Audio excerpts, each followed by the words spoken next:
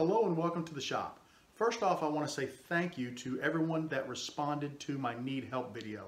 It always amazes me how many people just are so willing to help, and I truly appreciate that. I've got a list of maybe 8 or 10 things here to look at, and what I'm going to do is we're going to turn the camera around and we're going to look at them together.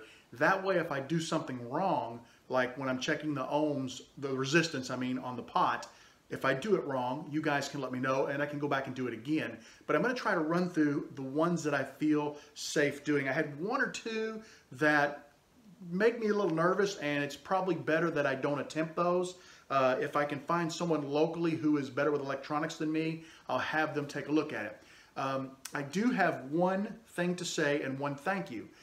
Jim Zimmerman, he's from Minnesota, and he's down here working on a job about 40 minutes from my house. And Jim's been over to the shop a couple of times.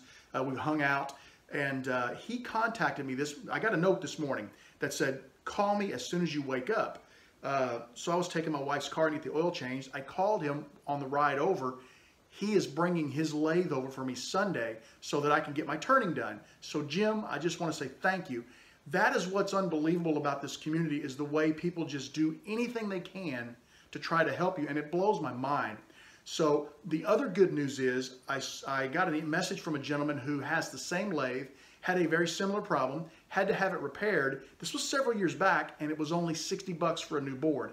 So my hope is, in the last, I'm not sure how many years a couple is, maybe 5, 6 years, it might have gone up a little bit, but maybe I'm looking at the $75 to $100 range, which is a lot of money. But if I can't get this working today, I don't feel so bad about putting 100 bucks into this lathe, because it's going to be like a brand new lathe, and it's going to be, it's going to last me for a long time. Enough talking. Let me get the camera turned around, and we will start with working through some of these great suggestions you guys gave me. I've gone ahead and removed the ground screw from the plate that covers the bottom of the box, just to get that out of the way. And what I'm going to do now is I'm just going to do a quick visual inspection, and very closely. I've got good lighting here, and I'm looking for any type of burn, scorch marks, black marks, anything unusual. I was told to pay close attention to these, I think it's MOSFET chips, because they produce a lot of heat. That's why the heat sink is there. They appear dusty, but even looking down around the legs of them, I don't see any issues. I was told to pay attention to these, and I forgot what they're called now, but what they do is when you put your belt on the pulley, they'll let you, and you use the potentiometer to adjust the speed up and down. They let you set the low speed, the high speed, so that your potentiometer goes from, say, 600 to 3,000, as opposed to, it keeps it within range. They look great. All the switches look great. Everything looks really good in here. I'm going to go ahead and shut the camera off and disconnect. I'm going to take photos first, disconnect all these wires. We'll get them out of the way. We'll get this board out of the box, because the big suggestion was check the bottom of that board, because the bottom of the board quite possibly could have a burn mark on it. That's where it's more likely going to be from the MOSFET chips. Or you could see like where the solder has maybe melted due to heat, and I might be able to touch the solder up, reattach something, and correct the problem. So we're going to do that. But I think the first thing I'm going to do is I'm going to disconnect this potentiometer, because a lot of people told me pull the potentiometer off and then run some resistance across the potentiometer and check and make sure that the ohms change as you do that. I'm going to do that first before I pull anything else out, because this was the most likely culprit that the largest number of people pointed to.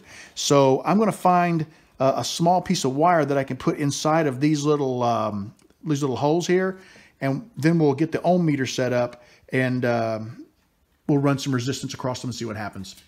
I've got my meter set up. You can see it's showing a 10 on the readout. If I go ahead and short these 2 probes, it goes to 0, which it should. Okay, but with the probes not shorted, as I rotate the dial, and the dial was set to max, and as I rotate the dial down, it's dropping 9, 8, 7, 6, 5, 4, 3, 2, 1, all the way to the right, measuring 0. I'll just take it back up a little ways, and someone said to let it set and see if it fluctuates. I'm not seeing any fluctuation. It looks like the potentiometer is reading good. And I've got the wires in the center and this side here, and if I flip them to where it's the other way, then the meter will read backwards.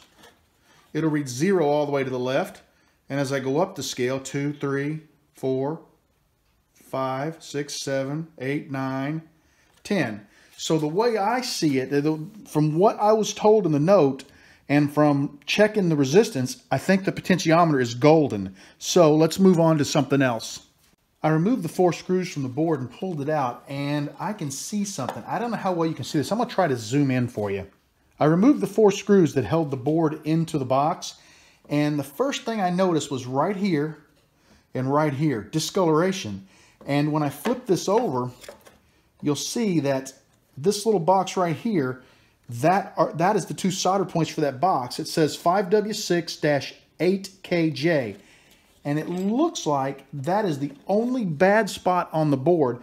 Other than a little bit of dust, I don't see any other dark burnt spots. I don't see any other issues at all on this board. It looks great. None of the solder joints look weak. I also kind of tested the wires, looking to see if I had any burnt spots in my wires, you know, thinking maybe a wire had shorted. I don't see anything. I do believe that little part is my problem. I don't know what that part is, so I'm going to take a close-up shot of it.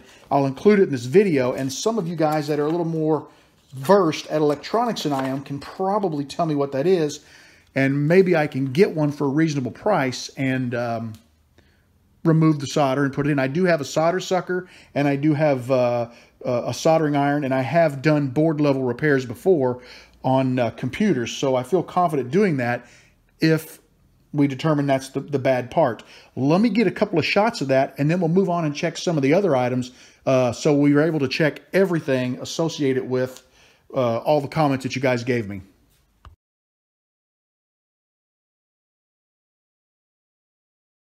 I had one person suggest to check the upper and lower limits and adjust them with these little deals right here.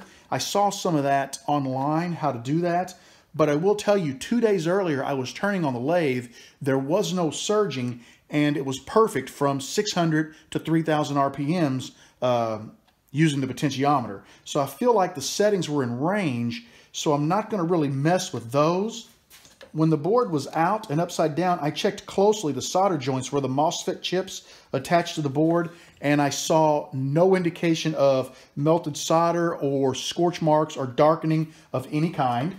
I did take some photos. I was asked to get the module number off the motherboard. It's right up here. It is DZ-236A1, and it says 2012.3.15 as a revision. I took a photo of that. I'm going to show those in the photo section because someone asked about those. They thought they might be able to find a spec sheet on this motherboard if they had that.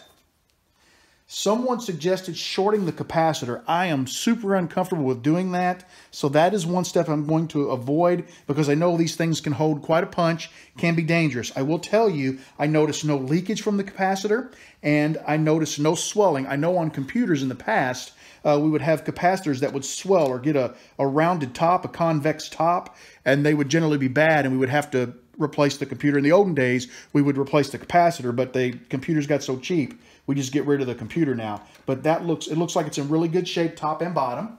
I also had someone suggest to take a close look at the transformer to see if it looked melted. And as I look at the transformer, it does not look melted. It looks like it is in fantastic shape.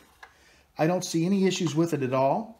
So I'm going to call the transformer. It doesn't look melted. I don't know that it's good or bad, but it does not look melted. I had a suggestion to look at the electrostatic cap, specifically the bottom of it, to see if it looked like there was tar coming out. I'm not 100% sure. I believe this may be the electrostatic cap, and I don't see anything that looks like anything at all is coming out of it. The bottom of the capacitor looks great. There looks like there's nothing coming out of the transformer, so I feel like that's all pretty decent. This is what I have for now from the suggestions you guys gave me. I'm going to go ahead and publish this video, let you guys mull it over and see what you think. If anybody knows what this is called or knows where I can get one, I'd like to try purchasing a new one of these and replacing it to see if that helps the issue. Okay guys, I ran through everything that you gave me that I felt comfortable with. I got some photos. I'm going to drop them right after this commentary. Please let me know if you saw anything that I didn't see, have anything else that I should check, or if maybe I didn't check something properly or thoroughly enough. Let me know. I'll go back and do it. And if anyone knows what that part is, and I'm sure some of you guys do, because in regard to some of the answers, the level of detail and knowledge was so incredible. I know that you guys know what that is. Let me know if you know where I can get a hold of one quickly, and I'd like to try replacing that. To me, worst case scenario is I get a hold of PSI on Monday and I buy a new board, and that's fine and dandy. But half the fun is going to be trying to fix it, because if you can fix it, that's really a sense of accomplishment. And believe it or not, I have learned already a very vast amount of information from your comments and from just working on this. And to me, that's fun too. Not that I think I'll ever get into the electronics field, but it's always good to know just a little bit about a lot of things. So thank you. I look forward to hearing your comments. Let me know what you think.